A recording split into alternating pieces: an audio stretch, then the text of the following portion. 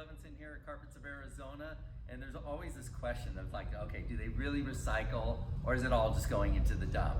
Well, I was in Calhoun, Georgia at Mohawk last week, and they were showing us how they take plastic bottles and they melt them down, they turn them into fiber, and they make Smart Strand Carpet out of it.